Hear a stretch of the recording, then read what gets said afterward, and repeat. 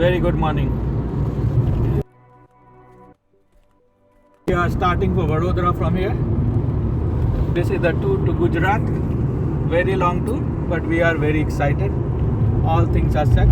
We have packed all the essentials. Now we are starting. We are crossing Kharadi. First stoppage would be Vadodara. Vadodara, we have rented a hotel.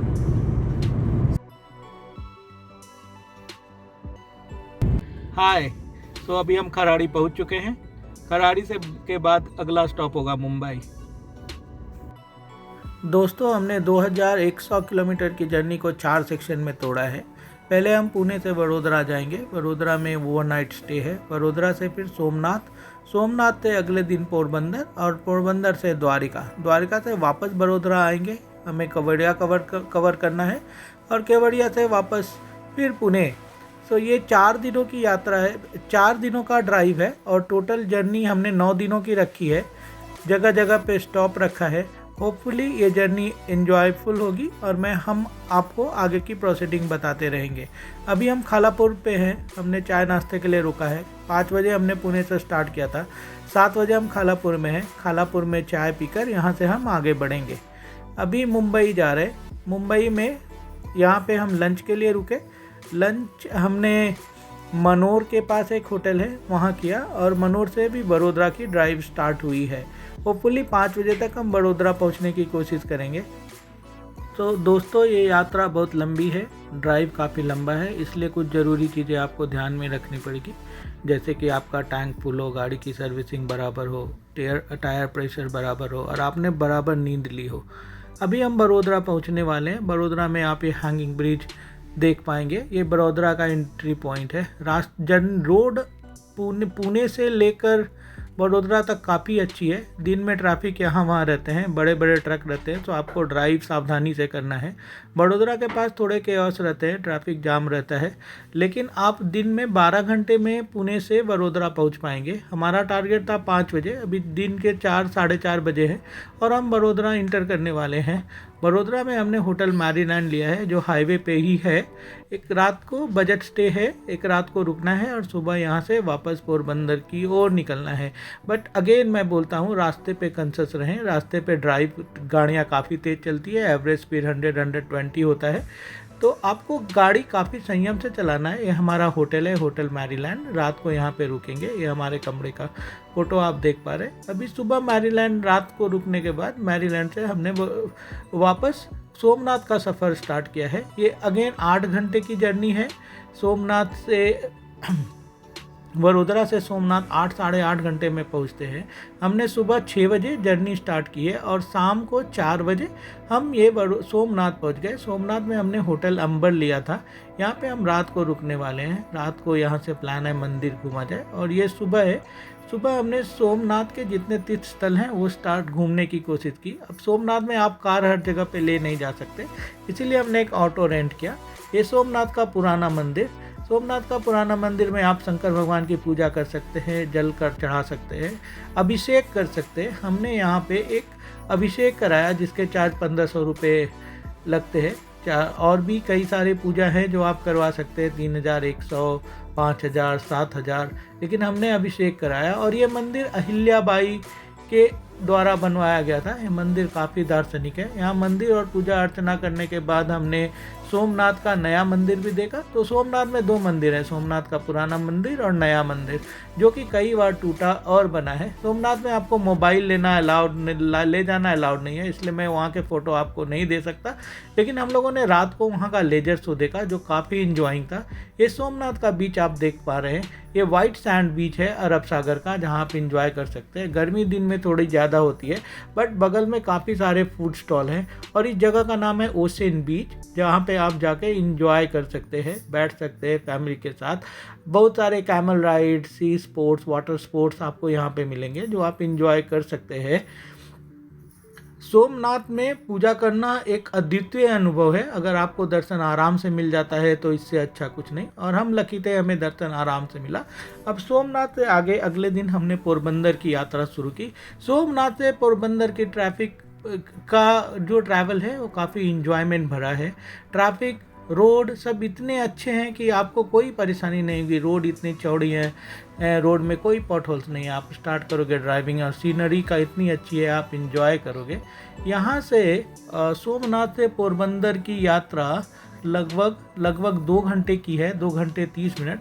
बीच में एक बीच आता है माधवगढ़ बीच, जो कि वहाँ का एक दर्शनिक और रमणीय बीच है, आप इंजॉय करेंगे। हमने माधवगढ़ बीच पे रुकने का प्लान किया। माधवगढ़ बीच हमने लगभग आधे घंटे वहाँ पे बिताए। वहाँ पे आप देख सकते हैं माधवगढ़ बीच, वाइट सैंड बीच। यहाँ पे कैमल राइड है, हमारे बच्चों ने कैमल राइड किया। हमने वहाँ पे नारियल पानी लेना उचित समझा और उसके बाद वहाँ पे आधे घंटे बिताने के बाद हमने पोरबंदर की यात्रा शुरू की। यहाँ से पोरबंदर और 1 घंटे का सफ़र है।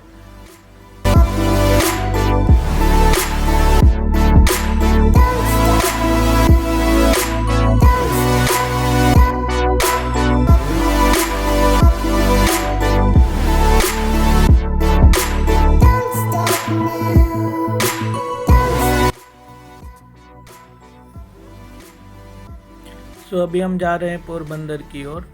सड़क जैसे आप देख रहे हैं काफ़ी अच्छी है, क्लीनिनेस मेंटेन्ड है, रोड मेंटेन्ड है। हाँ, टोल के बारे में जानकारी देना चाहूँगा। यहाँ पे जब आप पुणे से स्टार्ट करते हैं और वापस पुणे आते हैं via Somnath, Dwarka and Porbandar, so total toll cost लगभग 2500 लगता है। तेल डिपेंड करता है, right, like I mean 15,000 to 16,000 rupees, right, you will spend into on petrol or diesel, whatever you prefer. So I do have petrol car and my cost was near about 16,000 rupees petrol consumption, right. Toll पे हमने 2,000 रुपये खर्च किए। So travelling cost was near about 18,000। बाकी hotels का तो budget hotel 2,000-2,500 में you can rent, right, good hotel, right, you can spend night with comfort. Food are also relatively cheaper. तो यहाँ पे गुजराती थाली, काठियावाड़ी थाली आप 150-200 रुपये में आपको अवेलेबल हो जाती है। फैमिली के साथ अगर आप 4 लोग हैं तो 1,000 rupees is enough for one time meal, right. So उसके अकॉर्डिंग आप अपना खर्च कैलकुलेट कर सकते हैं। बीच में कहीं पे कोई परेशानी नहीं है, राइट, कोई भी किसी भी तरह की दिक्कत नहीं, हर जगह हेल्पलाइन अवेलेबल है अगर आपको चाहिए कुछ।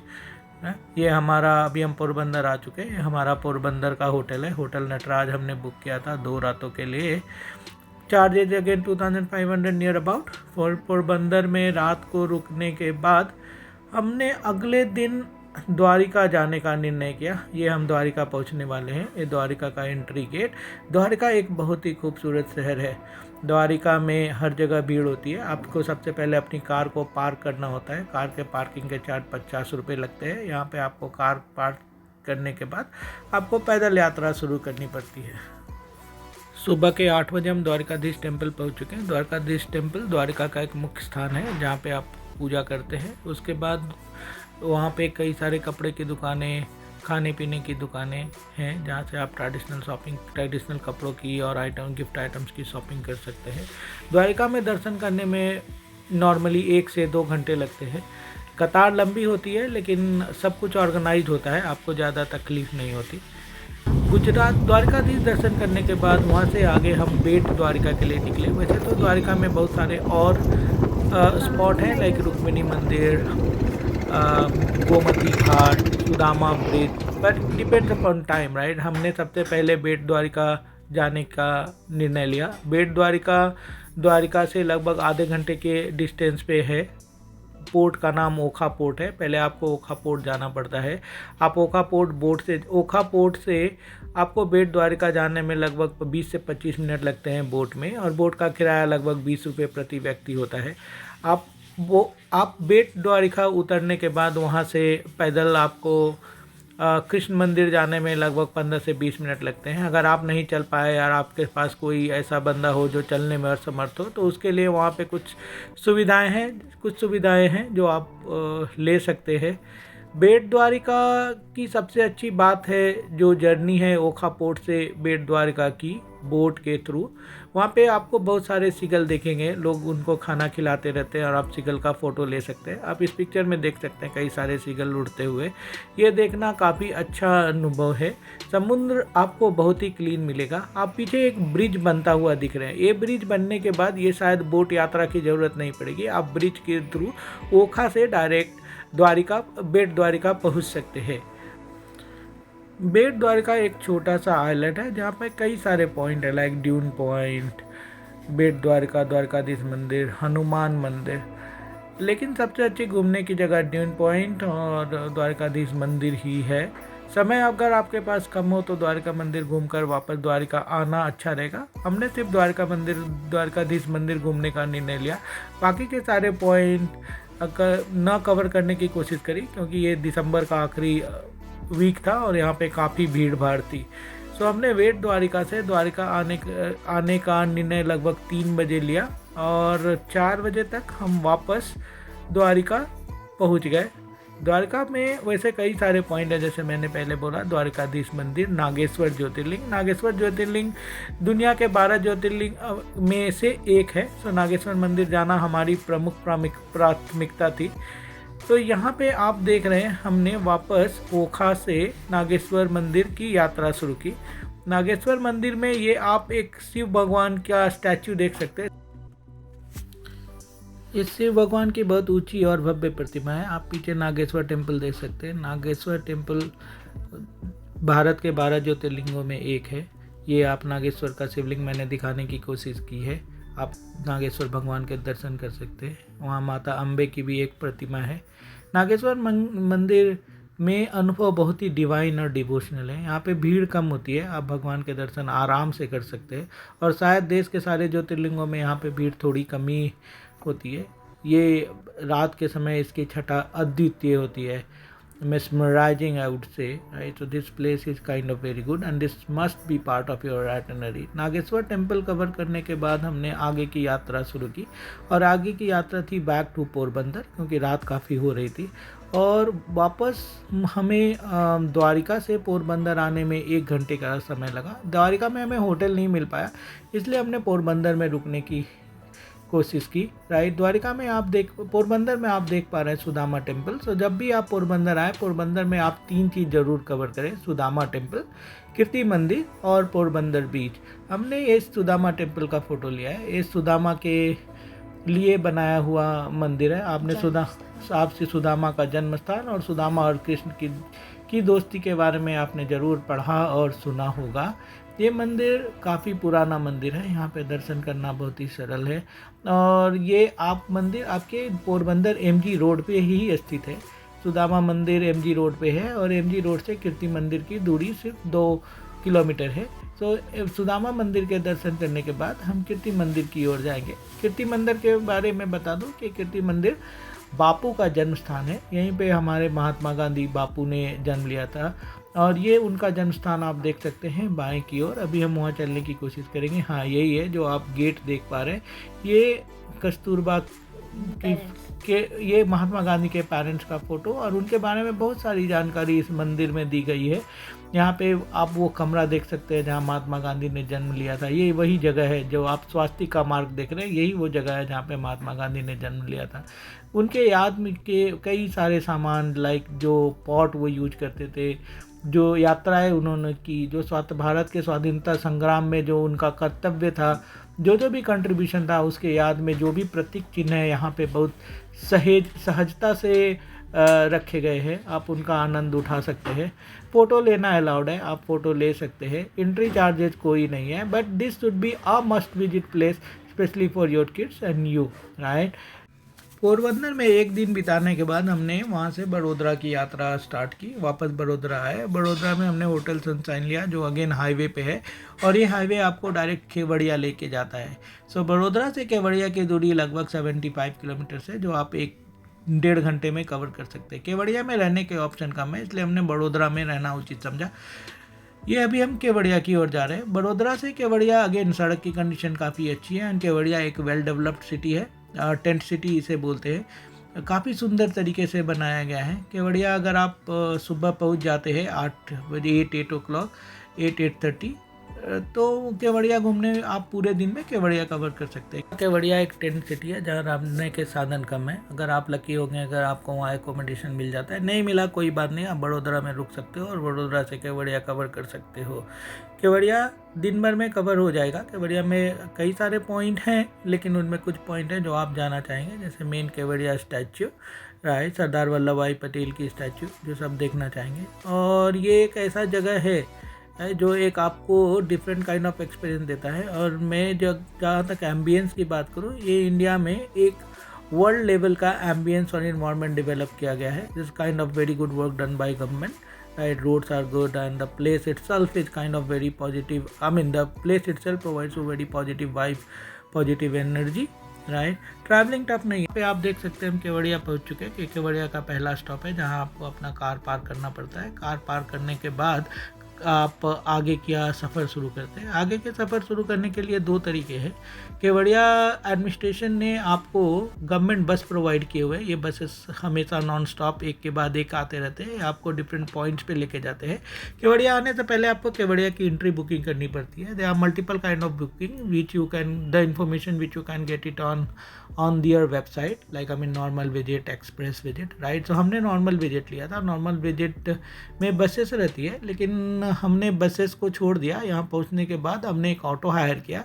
ऑटो ने लगभग 1000 रुपये चार्ज किया और हमें यहाँ के सारे पॉइंट्स ऑटो ने हमें कवर करवाया। तो ये पहला पॉइंट है स्टैचू।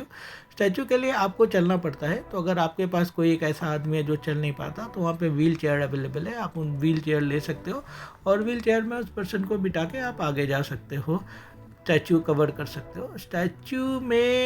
स्टैचू 2 लेवल पे है। तो ये जो स्टैचू है वो 5th लेवल के ऊपर स्टार्ट होता है। आप 5th लेवल पे एक व्यूइंग गैलरी है जहाँ पे आप लिफ्ट के थ्रू जा सकते हैं। वहाँ से आपको पूरे सरदार सरोवर डैम का व्यू दिखता है और जितने अलग पॉइंट्स डेवलप हुए हैं वो भी आपको देखने को मिलता है। ये यहाँ पे भीड़ रिलेटिवली ज़्यादा होती है, लेकिन प्लेस इतना बड़ा है कि भीड़ एकोमोडेट हो जाती है। वैसा कुछ अननेसेसरी रश नहीं होता। खाने पीने की सारी सुविधाएं होती है। जैसे हमने यहाँ उतरने के बाद जो बस स्टॉप था वहीं पे नाश्ता किया। नाश्ते में all kind of Gujarati foods were available, like poha, Sira and all those stuff, right? So we had poha, we had coconut water, and we started our morning journey, right? So this is the first stop. You can see, right? I mean, we are going to Statue of Unity. So statue of unity में जो सरदार वल्लभ भाई की प्रतिमा है, ये तो आप जानते ही होंगे, ये दुनिया की सबसे ऊंची प्रतिमा है। और जैसा मैंने बताया कि यहाँ पे 2 डेक है, एक तो प्रतिमा और दूसरा व्यूइंग गैलरी। सो व्यूइंग गैलरी 5th फ्लोर से स्टार्ट होती है। आप 5th फ्लोर पे एस्केलेटर और लिफ्ट दोनों में किसी एक तरीके से जा सकते हैं। बट ग्राउंड फ्लोर पे there are multiple spot, right. I would suggest you don't miss them. There are lots of detail about our freedom fighter. There's a small theater where you can see movie about Mahatma Gandhi, right? And this is the viewing the gallery I was talking about. यहाँ से सरदार सरोवर का view बहुत अच्छा होता है. You can enjoy the view and the chill wind, right? That is kind of very refreshing. Small chilly breeze, right, that comes on your face and you feel relaxed over here, right? So Sardar Vallabh भाई पटेल का statue cover करने के बाद हमने आगे की यात्रा शुरू की और हमारा दूसरा पॉइंट था जंगल सफारी। जंगल सफारी एक कस्टम, आप इसे एक जू कहेंगे but in bigger way, right, जहाँ पे कुछ एनिमल है like rhino and some other animals, right. तो यहाँ पे एक बैटरी ऑपरेटेड गाड़ी रहती है जो आपको प्रोवाइड की जाती है। आप उसको पे बैठ के पूरे जंगल की यात्रा कर सकते हैं। इसमें चार्जेज हैं 200 rupees entry fee for adults, right, and kid I think 125 rupees है। और इसमें जो सबसे इम्पोर्टेंट प्लेस है, जो मुझे सबसे अच्छा लगा, ये एवियरी, एक छोटा एवियरी बनाया गया जहाँ डिफरेंट काइंड ऑफ बर्ड रखे गए। आप इन बर्ड को देख सकते हैं। Flamingos are there, different kind of parrots are there, white peacocks are there, and other kind of peacocks are also there. So it would be fun for kid, right? So ये पूरा जंगल safari cover करने में आपको 1 से 1.5 घंटे लगते हैं। 1 से 1.5 घंटे में जंगल सफारी आप कवर करने के बाद जब बाहर निकलते हैं तो अगला स्पॉट आता है वैली ऑफ फ्लावर्स। दोस्तों, यहाँ पे कुछ ज़रूरी इन्फॉर्मेशन जो मैं आपसे शेयर करना चाहूँगा, जो किसी भी लंबे ट्रैवल में बहुत ही ज़रूरी होती है। पहला तो आपकी गाड़ी वेल मेंटेन, वेल सर्विस्ड होनी चाहिए, टायर बराबर होनी चाहिए, उसकी बैटरी चेक कर लें, कार प्रॉपर कंडीशन में होनी चाहिए। और आप सबसे इम्पोर्टेंट इन्फॉर्मेशन राइट, आपको असिस्टेंट, जहाँ भी असिस्टेंस चाहिए उन लोगों के फ़ोन नंबर आपके पास ज़रूर होने चाहिए right, like 100, 112 and other important numbers right. आप अपने कॉन्टैक्ट इन्फॉर्मेशंस आप अपने पास रखें सो दैट इमरजेंसी कंडीशन में कोई भी उन्हें कॉन्टैक्ट कर सकता है। The biggest important point is right, I mean this is kind of very long journey and it would be tiring as well, so आप ब्रेक लेना ना भूलें। रोड इतनी अच्छी है, आपका मन करेगा आप 10 घंटे ड्राइव कर लें, लगातार 12 घंटे ड्राइव कर लें, लेकिन ये रिकमेंडेड नहीं है। हर 4 घंटे 5 घंटे के बाद एक छोटा ब्रेक दीजिए, रात को बराबर स्लिप लीजिए। एक छोटी सी नींद आपके लिए डेंजरस हो सकती है। ट्रैफिक, जैसा मैंने भी पहले बोला, गाड़ियाँ काफ़ी स्पीड में चलती हैं यहाँ गुजरात हाईवे पे, क्योंकि रोड फ्री है, फ्रीवे है, तो एवरेज स्पीड 120-130 किलोमीटर्स होती है और एक छोटी सी मिस्टेक जानलेवा हो सकती है। सो रात को सोना बहुत ही ज़रूरी है कि अच्छे से अच्छे होटल में रहने की कोशिश करें और उसके बाद ट्रैवल करें। खाने की कोई समस्या नहीं होगी। Gujarat is state right where you will get different kind of cuisine at very cheap rate right, and food are also vegetarians right, so there is no problem related to digestion, but having some basic medicine like Calpol, Dolo, all these paracetamol tablet right, that would be helpful। Pain killers ज़रूर रखें अपने पास, pain killers रखें। तो केवड़िया का दूसरा सबसे अच्छा point है valley of flower. Valley of flower में आप different kind of flower plant देख सकते हैं। स्पेशल तरीके से प्लांट्स लगाए गए हैं। some glowing plants are also there which you can especially enjoy in evening, so I would rather suggest right, if you are having time, visit this particular place in evening। तो दोस्तों यहाँ पे conclude होती है हमारी journey. Kevadia cover करने के बाद हम अगले दिन पुणे लौट आए और पुणे पहुँचने में अगेन 12 से 13 घंटे का समय लगा। Primarily Thane area right, that takes most of the time। Ghorbanda road is kind of messy, there is a lot of traffic on Thane Ghorbanda road, so it is always suggested cross the Ghorbanda road early in the morning, like so once you are starting from Pune, start early, cross Ghorbanda by 8 o'clock, and once you are coming back just cross Ghorbanda by 2 p.m. right, so that you can avoid traffic। So I hope information आपको vital लगी होगी और information आपको help करेगा। Rest all detail हम लोग link section में provide करेंगे, and I hope right you will like this video and will subscribe our channel. Thanks for watching.